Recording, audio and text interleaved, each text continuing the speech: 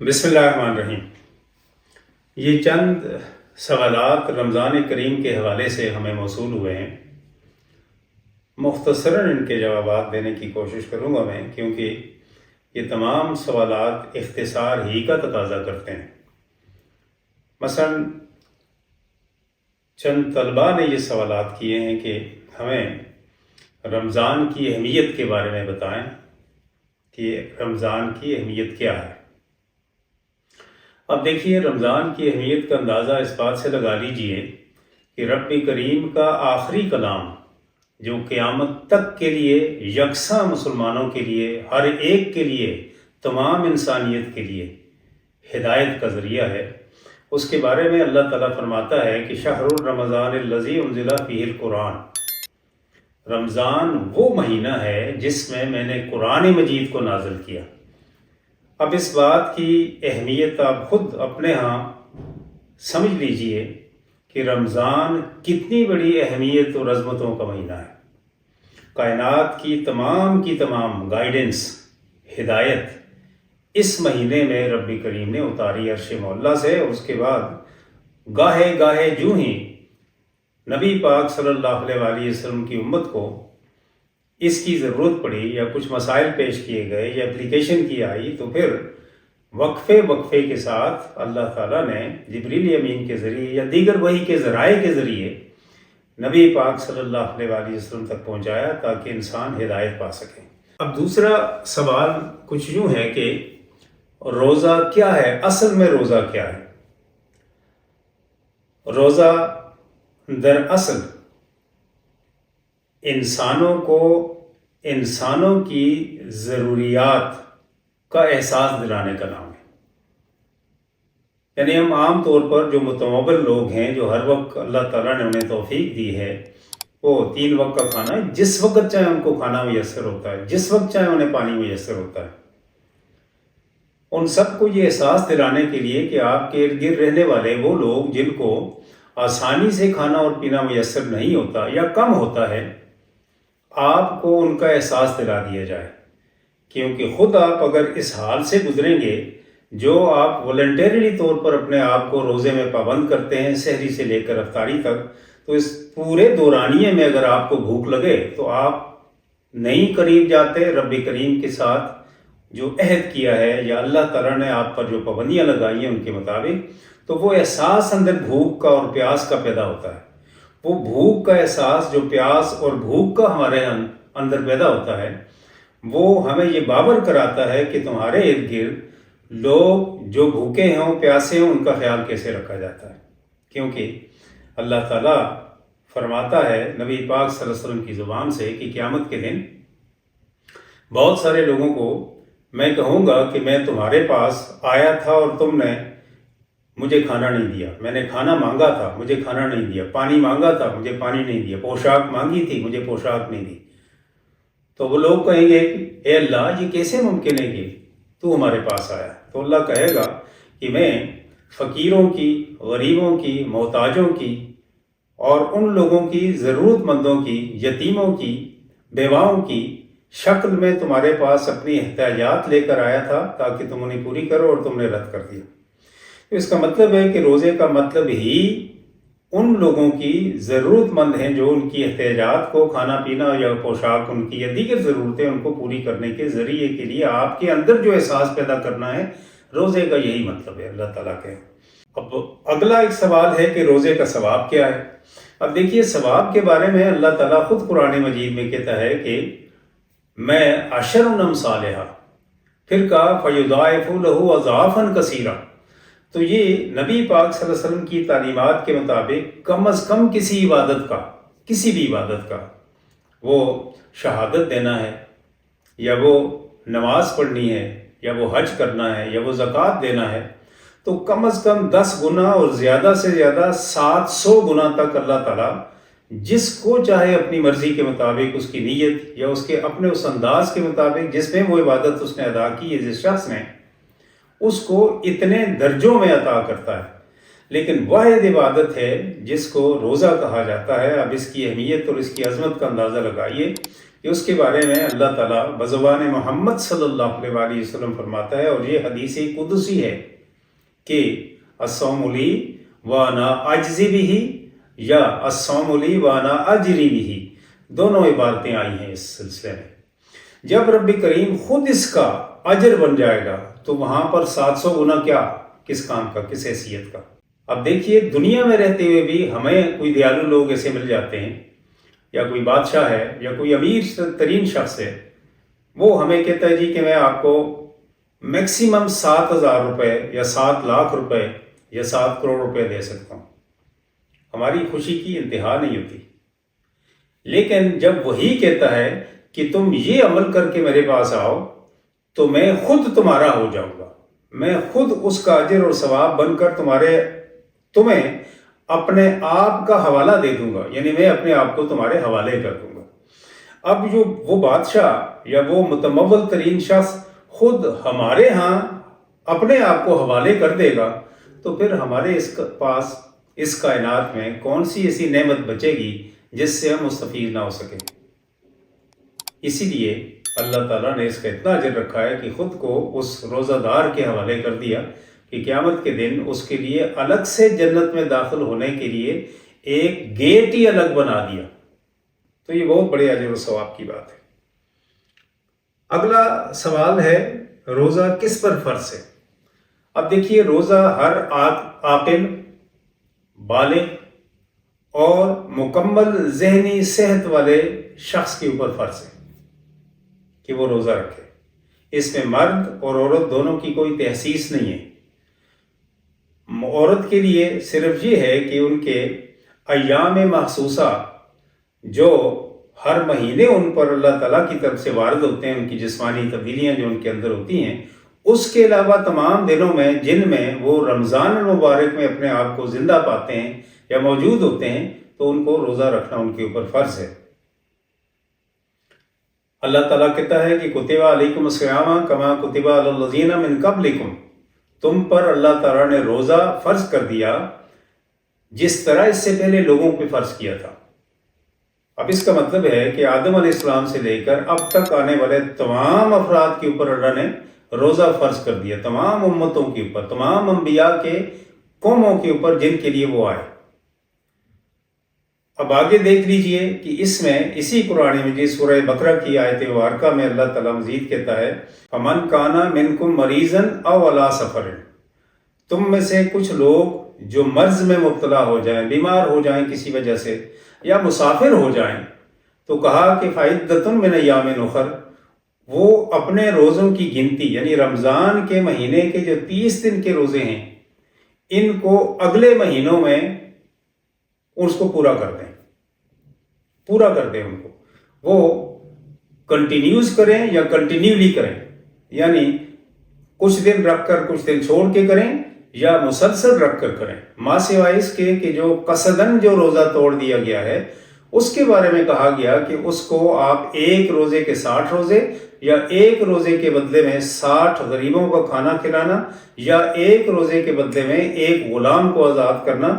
اب وہ جو کنٹینیوس 60 روزے رکھنے کا کہا ہے تو اس میں کسی قسم کی آپ انٹرپشن نہیں کر سکتے، وہ مکمل کرنا ہوگا کیونکہ وہ جرمانہ ہے، آپ نے قصدن ایسا کام کیا۔ باقی آپ سے چھوٹ جائے تو اس کو اس کے بعد آپ ایک ایک کر کے رکھیں، 4 5 6 چھوٹتے ہیں یا 10 چھوٹتے ہیں، یہ اتنی گنتی ہوتی ہے۔ یا عام طور ہماری ماؤں بہنوں اور بیٹیوں کے لیے 3 دن یا 5 دن کا ہوتا ہے، تو اس کے لیے یہ وہ دون ہیں جسے ہم کہتے ہیں ایام الحیض، تو ان کے لیے یہ ہے کہ وہ ایک ایک رکھیں، 2 2 کر کے رکھیں، جس طریقے سے رکھنا چاہتی ہیں اس کی گنتی پوری کرتے ہیں۔ پھر یہ بھی کہا کہ مسافر اپنے ہاں گھر سے نکلنے کے بعد سفر پہ ہوتا ہے، اس میں کوئی ایسی تخصیص ہمیں قرآن اور حدیث کی روشنی میں نہیں ملتی کہ جس میں اس کی ڈسٹینس کو مائلیج میں کر کے بتایا ہو کہ اتنے میلوں کے بعد شروع ہو جاتا ہے، اتنا نہیں ہوتا۔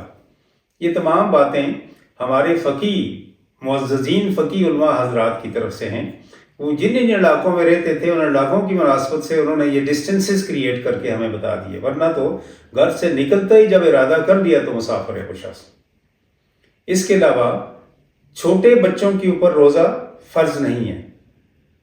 چھوٹے بچے عام طور پر، ہم بھی جب چھوٹے ہوتے تھے تو ایک چڑی روزے کے نام سے دن میں مائیں ہمیں پریکٹس کروانے کے لیے 4 5 روزے رکھوا دیا کرتی تھی کہ اب تمہارا پورا ہو گیا، اب کھانا کھا لو.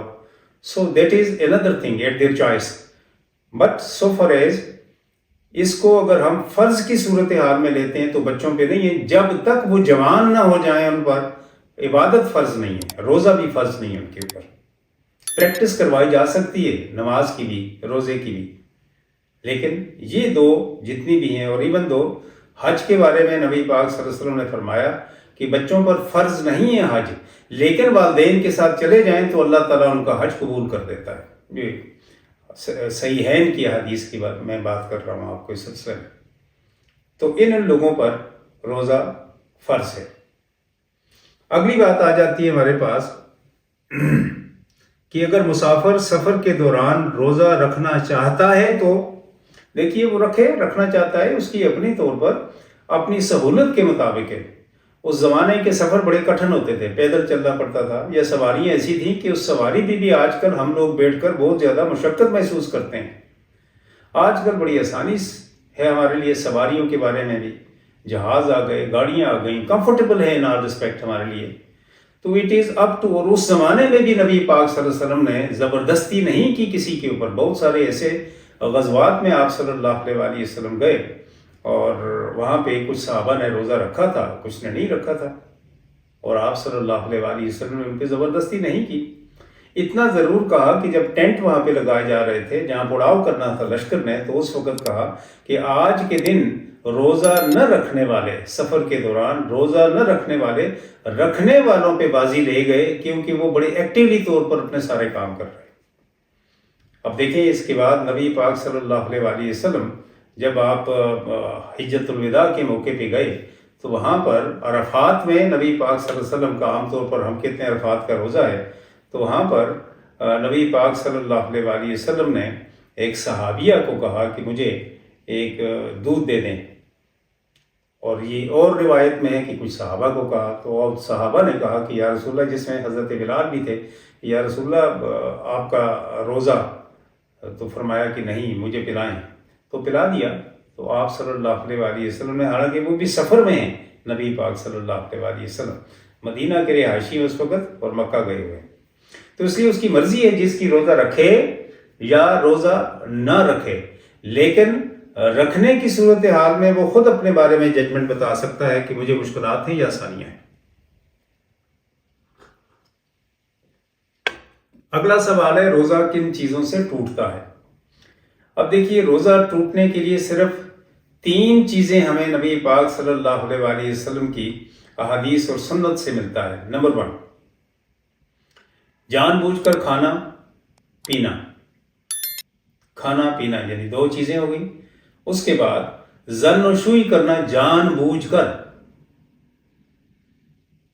ان چیزوں سے روزہ ٹوٹتا ہے. یا پھر تیسری جو بڑی چیز آ جاتی ہے، اس میں بڑی تو نہیں خیر، لیکن تیسری چیز ایک شرط کے طور پہ آتی ہے کہ منہ بھر کر آپ کو آ جانا، وومٹ ہو جانا. اس وقت بھی کہا کہ آپ روزہ مت رکھیں، روزہ ٹوٹ گیا ہے. اس لیے کہا کہ ٹوٹ گیا ہے کہ سحری کے بعد انسان کے سٹمک میں، معدے میں کھانے کی مقدار ہونی چاہیے، اور اس کو ہضم ہونے میں 6 7 8 گھنٹے منیمم لگتے ہیں. تو اس دوران آپ کے اوپر کلفت نہ ہو، تکلیف نہ ہو، مشقت نہ ہو، آپ زیادہ تر بھوک نہ محسوس کریں. تو اگر آپ نے کر دی کسی بھی وجہ سے آپ کے منہ سے، کہ راستے سے سارا کھانا جو معدے میں سب منہ بھر کے آ جانا کا وہ نکل گیا، تو اس کا مطلب ہے کہ آپ کا معدہ ٹوٹلی طور پر خالی ہو گیا. جب خالی ہو گیا تو پھر آپ کے لیے مشقت بڑھ جائے گی. تو اللہ تعالیٰ کسی کے اوپر زیادہ بوجھ نہیں ڈالتا، اس کے لیے آسانیاں اللہ تعالیٰ بناتا ہے اور کرتا ہے. اب دیکھیے اس میں ایک حدیث مبارکہ ہے نبی پاک صلی اللہ علیہ وسلم، صحیح حدیث ہے. ابو موسیٰ اشعری اور معاذ بن جبل رضی اللہ تعالیٰ عنہ کو جب یمن کا گورنر بنا کے بھیج رہے تھے تو آپ نے انہیں کہا وہاں پر یسرو ولا تعسروا. یہ ہدایت کی نبی پاک صلی اللہ علیہ وسلم، ان لوگوں کی طرف جب جا رہے ہو آسانیاں پیدا کرو، مشکلات نہ پیدا کرنا دین کے سلسلے میں. وبشروا ولا تنفروا، اور انہیں خوشخبریاں دینا، اچھی اچھی باتیں بتانا، نفرت انگیز قسم کا مواد ان کے ذہنوں میں مت ڈالنا. تو دین اسلام ہے ہی آسانی کا دن، اس میں مشکلات نہیں ہیں. تو اس لیے آپ اس صورتحال میں آپ کا ان چیزوں سے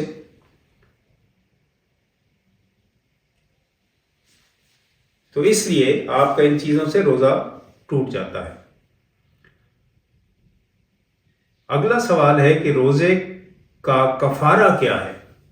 اب دیکھیے دو طرح کے ہیں، کچھ لوگ بیمار ہیں تو ان کے لیے کہا کہ آپ ایک غریب مسکین کو کھانا دے دیں، وَيُطِيقُونَهُ فَفِدْيَةُ طَعَامٍ، فدیہ ہے یہ کفارہ۔ کفارہ آ جاتا ہے تو وہ ہے آپ نے جان بوجھ کر روزہ توڑا تو اس کا کفارہ ہے 60، جیسے میں نے عرض کیا کہ 60 روزے رکھنے مسلسل، 60 مسکینوں کو کھانا کھلانا یا ایک غلام آزاد کرنا۔ لیکن جو فدیہ ہے روزے کا، جس میں انسان مجبوری کے عالم میں اس کو کرتا ہے، مثلا بیمار ہے یا بوڑھے وہ لوگ جو بڑھاپے کی وجہ سے اپنے ہاں اتنی قوت نہیں رکھتے کہ وہ روزہ رکھ سکے، تو کہا کہ وہ ایک روزے کے بدلے ایک مسکین کو ایک وقت کا کھانا دے دے، ففدیۃ طعام مسکین، طعام ایک وقت کا کھانا اسے دے دے، تو آپ کو روزے کے لیے اللہ تعالیٰ کمپنسیٹ کر دے گا، آپ کو روزے کا ثواب مل جائے گا۔ یہ اس کی فدیہ ہے، اور کفارہ وہ جو میں نے آپ کو بتا دیا۔ اگلا اس میں سوال ہے جی، سحری کب ختم ہوتی ہے؟ اب دیکھیے سحری ختم ہونے کے بارے میں آج کل تو ایسا کوئی معاملہ ہے ہی نہیں ہے، کیونکہ ہمارے ہاں کلاسیفائڈ کیلنڈرز آ گئے ہیں جو روزانہ کے حساب سے، منٹوں سیکنڈوں کے حساب سے ہمیں بتاتے ہیں کہ اس وقت اس وقت وہ آٹومیٹکلی ہو جاتا ہے۔ لیکن پھر بھی کچھ ایسے دور دراز قسم کے علاقے جہاں پر عام طور پر لوگ اذان دیتے ہیں، لیکن اب بھی بہت سارے شہروں میں بھی لوگ ان کیلنڈرز کے علاوہ بھی اذان پہ زیادہ تکیہ اور ایمان رکھتے ہیں کہ فجر کی اذان ہو جائے تو سحری ختم ہو جاتی ہے۔ اب روزے کی سحری کے لیے نبی پاک صلی اللہ علیہ وسلم کا فرمان ہے کہ بنی اسرائیل یا دیگر انبیاء کی امتیں روزے میں افطاری میں دیر کرتی تھی اور سحری میں جلدی کرتی تھی، تو فرمایا میری امت کی یہ شان ہے یا ان کے امتیاز ہے اللہ تعالیٰ نے دیا ہے کہ یہ سحری میں ڈیلے کرتے ہیں، یعنی اس میں جلدی نہیں کرتے، اس کو آخر تک لے کے جاتے ہیں، اور افطاری میں جلدی کرتے ہیں۔ تو اس لیے اسی ترتیب سے سحری میں تھوڑی دیر کر دینی چاہیے اور افطاری میں جلدی کر دینی چاہیے۔ جلدی افطاری کیا ہے؟ سورج غروب ہونے کے دہانے پہ پہنچ جائے، یعنی غروب ہو جائے تو اسی وقت افطاری کر لینی چاہیے۔ اور اسی طرح سحری کے بارے میں آخری حد تک جانا چاہیے، اس لیے کہ ایک بار نبی پاک صلی اللہ علیہ وسلم سے پوچھا گیا کہ یا رسول اللہ صلی اللہ علیہ وسلم، ہم لوگ اذان جب ہوتی ہے تو اس وقت ہم لوگ بالکل تیار ہو جاتے ہیں کہ اب ہم نے سحری اس کے بعد نہیں کرنی، تو نبی پاک صلی اللہ علیہ وسلم نے فرمایا کہ میرے ہاں، یعنی نبی پاک صلی اللہ علیہ وسلم کی پوری حیات طیبہ میں اور اس کے بعد ابو بکر صدیق اور عمر فاروق کے دور میں بھی فجر کی 2 اذانیں ہوتی تھیں۔ تو ان 2 اذانوں میں سے ایک اذان، پہلی اذان بلال بن رباح رضی اللہ تعالیٰ عنہ وہ اذان دیا کرتے تھے، اور دوسری اذان جو تھی وہ عبداللہ بن ام مکتوم دیا کرتے تھے جو نابینا صحابی تھے۔ نبی پاک صلی اللہ علیہ وآلہ وسلم نے فرمایا کہ آپ لوگ کبھی بھی بلال کی اذان پہ سحری بند مت کیا کریں۔ عبداللہ بن ام مکتوم رضی اللہ تعالیٰ عنہ جب سحری کے وقت یعنی اس فجر کی اذان دیں تو اس پہ آپ اپنی سحری کو ختم کر دیا کریں، اور وہ آخری حد تک۔ عبداللہ بن ام مکتوم خود دیکھ نہیں سکتے تھے، صحابہ اسے بتاتے تھے کہ اب روشنی مشرق کی طرف سے پھیلنا شروع ہو گئی ہے تو اب اذان دیں، تو وہ اس وقت اذان دیا کرتے تھے۔ تو اس لیے سحری ڈیلے کی جائے اور افطاری کو جلد از جلد کر دیا جائے۔ جی بس یہی سوالات تھے۔ وما علینا الا البلاغ۔ اللہ اپنے کرم میں رکھے، خیر و عافیت سے رہے۔ Thank you.